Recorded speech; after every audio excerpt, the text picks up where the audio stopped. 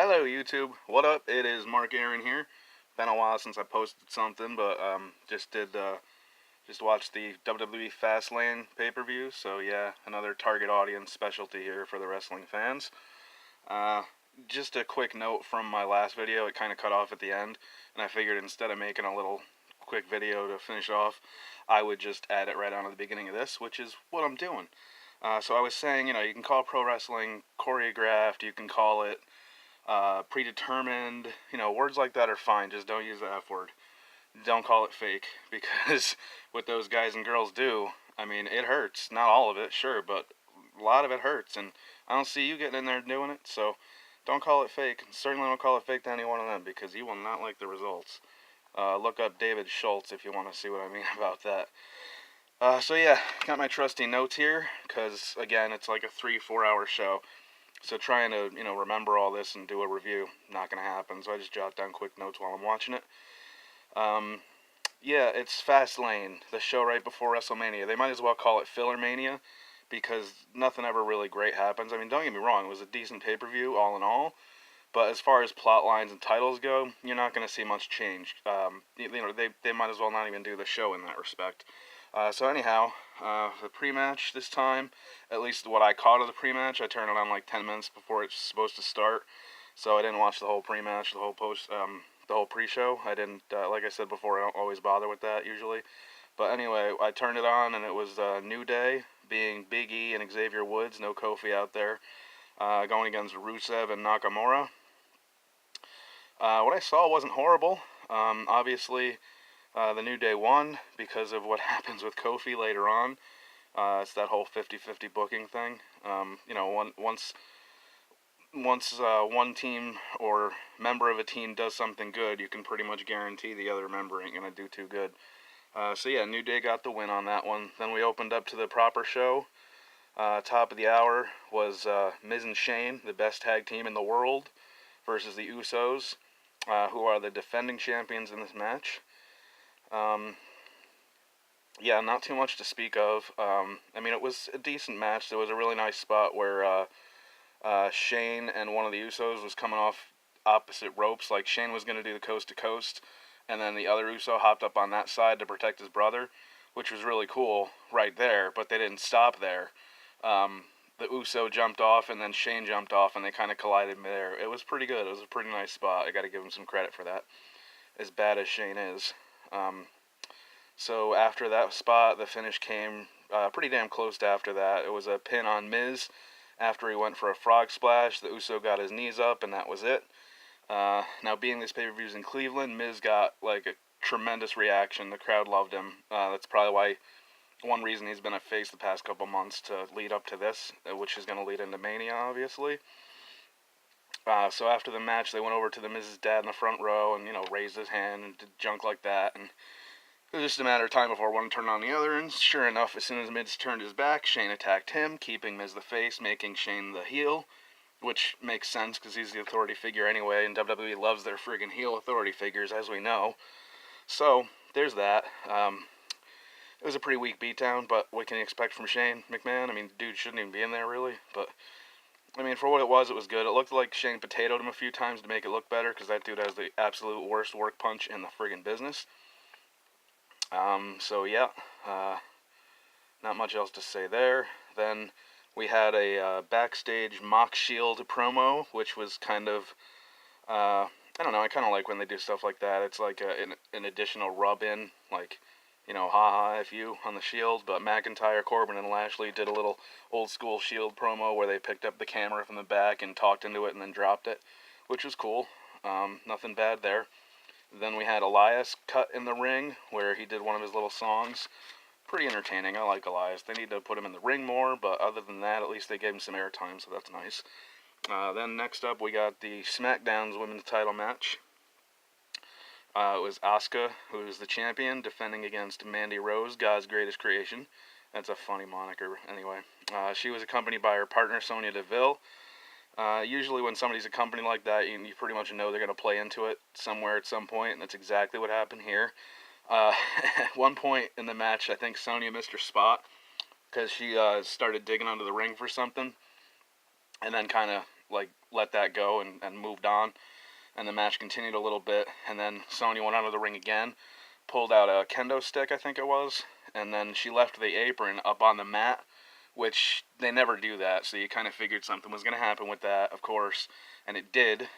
Mandy actually tripped on the mat. I mean, she did it really well, so I shouldn't put it in quotes, but that was the spot. That's what was supposed to happen. After she tripped, Asuka kicked her in the face, pin, that's it. Looks like they're going to start breaking these two up.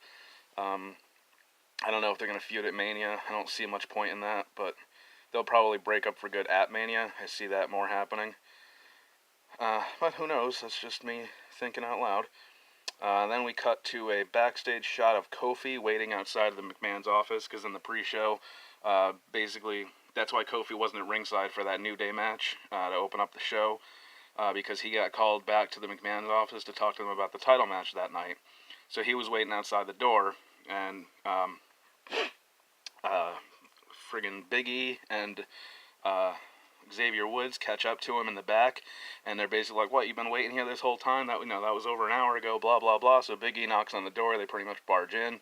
Vince is sitting there on the couch. He stands up to greet him, and New Day basically convinces Vince to let Kofi be in that title match, which he should have been in the first place. Vince basically says, "Okay, it'll be a triple threat, and that match is up next. So get out there." And this was pretty well done. I gotta admit, I didn't see this part coming. It was a nice swerve, WWE. Very well done. So Kofi comes out first, and then, I can't remember if the announcer, I'm pretty sure the announcer made the announcement after Kofi was introduced, so he was in the ring waiting for Kevin Owens and Daniel Bryan, and Kevin Owens and Daniel Bryan didn't get introduced because the announcer basically said this match is now, instead of a triple threat title match, it's going to be a 2-on-1 handicap match. So again, that's the heel booking, the heel authority booking there, because Vince basically screwed Kofi and the audience, because everybody wants to see Kofi in that match. Whether he wins or not, they at least want to see him in the match. So the bar was introduced, Sheamus and Cesaro, and it wasn't a regular handicap match where they'd have to tag out. It was 2-on-1 the whole time, and New Day was barred from ringside, which was set in Vince's office before Kofi even came out for the match. So I guess that stuck, even though it was a 2-on-1 handicap match. So I have a little note here that says, "Watch the bar lose." But no, that's not what happened. Kofi pretty much got stomped to the ground. At one point, Big E and Xavier did try to come down and help him, but he was headed off by, I don't remember, I didn't note it down, but he was headed off by another tag team that stopped him from getting down, and then the bar won the match. So yeah, like I said, great swerve. Didn't see it coming, so always like that stuff. They need to do more of that, really, because this stuff is just so predictable, really. Then we cut to another in-ring promo with Elias doing another song in the ring. This was the second one he did. Again, I have no issue with it. Elias is great. I don't know if he writes his own stuff or if he has writer's help or anything like that, but it's usually funny and entertaining. So he's usually out there to get heat on the town that they're in this case, Cleveland. Exactly what happened. Next we have the Triple Threat Raw Tag Titles. It was Ricochet with Aleister Black against Bobby Roode and Chad Gable against the Revival. Revival are the champions defending, and they won. Nothing shocking there. Again, it's Filler Mania. It's the show before WrestleMania. They don't really change titles.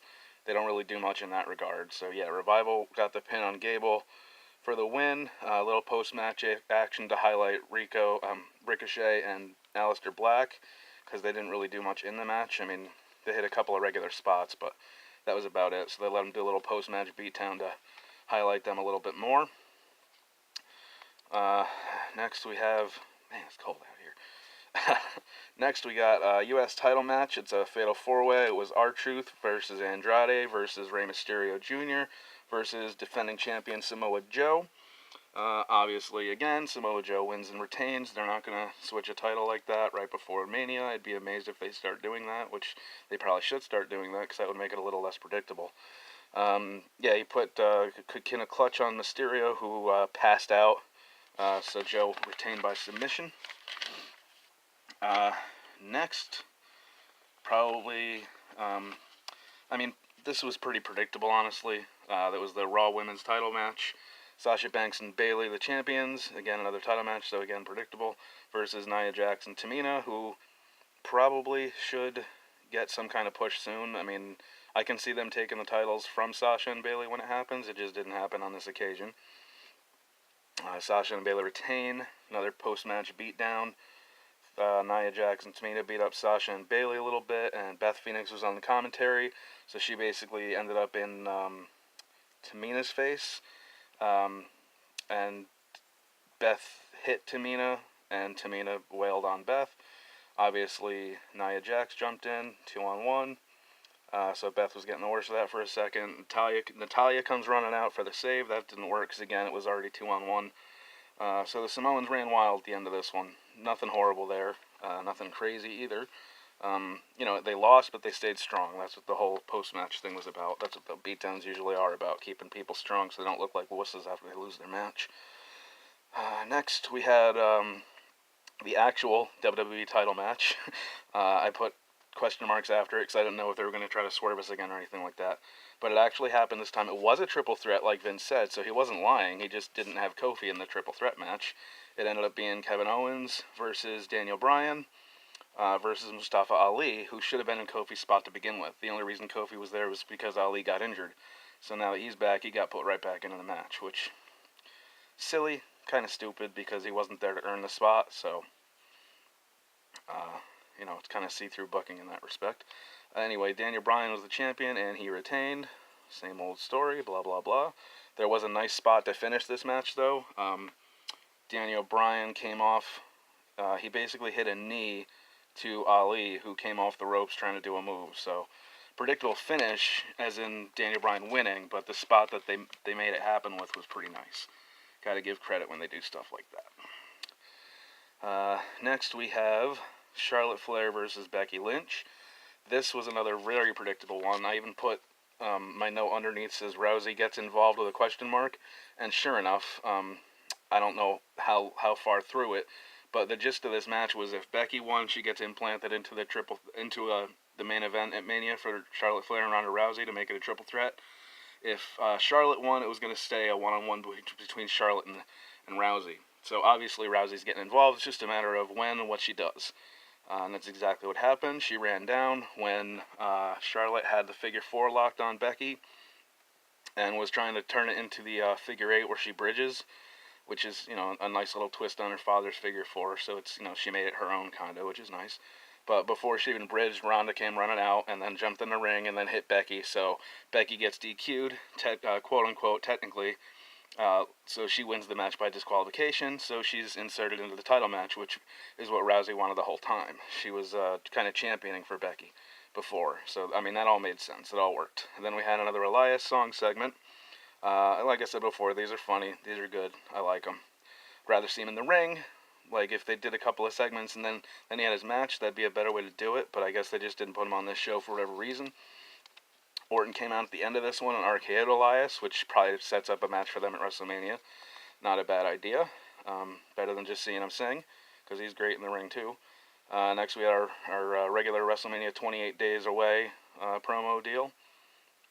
Then they started the intros for the 6-man tag main event, which was pretty quick. Very predictable, once again. It was Corbin, Lashley, and McIntyre versus the Reunited Shield for that one night only, because supposedly Dean Ambrose is leaving, which I don't think they are, because they never talk about contract stuff on the air. So when they started doing that, I figured it's a work shoot. I don't think he's going anywhere. I haven't read anything or seen anything to tell me otherwise. I think he's staying, so be interesting to see what they do with all this, because they dubbed it as one night only, blah, blah, blah. And if he actually does leave, then hey, I didn't see that coming, really. But you never know with AEW, so... yeah, the finish was simple. Triple power bomb by the Shield onto Corbin. Got the pin. There was a couple of good spots in the match, but again, nothing crazy. A lot of outside action to get the crowd going into it. So yeah, that's... I don't see anything else in the notes here. So that was Fastlane, or Filler Mania, as I like to call it. And yeah, I'm going to do some more videos. I just got to think of some better content, because obviously not many wrestling fans out there, so I doubt many people are even watching this, but it's still fun for me to do. Wrestling's always been like my guilty pleasure, so Can't help it, can't stop it. Anyway, there you go. Like, share, subscribe. More to come. Thanks.